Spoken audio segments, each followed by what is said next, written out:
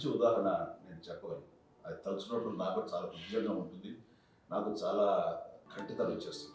అమ్మకి మేము 5 బిడ్డలు అండ్ పురిట్లోనూ 1 year పెరుగో 2.5 years పెరుగో 3 బిడ్డలు చనిపోయారు.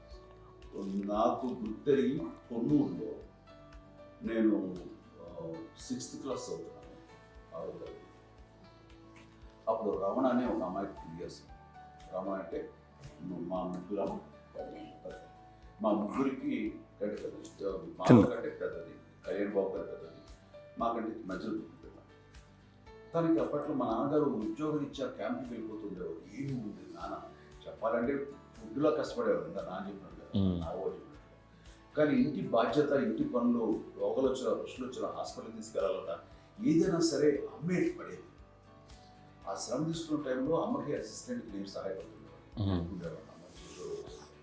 నాకు ఫ్రెండ్స్ ఆడుకోవడం నిజంగా ఎప్పుడు నాకు గుర్తేది, నాకు తెలియదు ఫ్రెండ్స్తో తిరగడం అని అమ్మ పట్టుకుని ఉండేవాడు. అలాంటి నేను ఆ పిల్లకి బ్రెయిన్ ఫ్యూర్ వచ్చింది. ప్రభుత్వ ఆసుపత్రి పొన్నూరులో ఆ పిల్లని చేర్పించినప్పుడు 2-3 days అయిన తర్వాత ఒక బ్యాడ్ న్యూస్ వినాల్సి వచ్చింది. తెల్లారికి కాన్షియస్ పోయింది. ఏం చేయాలో తెలియదు. అమ్మ వయసు చిన్నదే. ఇద్దరు తీసుకుని ఆ బిడ్డని నేను ఒళ్ళో పెట్టుకుని శవాన్ని, డెడ్ బాడీ రిక్షాలో ఇంటికి వెళ్ళడం ఇప్పటికీ నాకు గుర్తు. ఆ విజువల్స్ అని నాన్నకి తెలియదు. ఏ విషయం నాన్న ఎప్పుడు వస్తారో తెలియదు, ఎలా కమ్యూనికేట్ చేయాలో తెలియదు.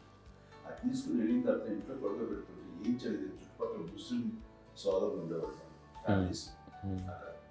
మసీదు, పొన్నూరు మసీదు పక్కన మా ఇంట్లో అందరూ ఆ ఇంట్లో అందరూ వచ్చి చూసేవాళ్ళు, వాళ్ళే హెల్ప్ చేసేవాళ్ళు. ఏం చేయాలో తెలియదు.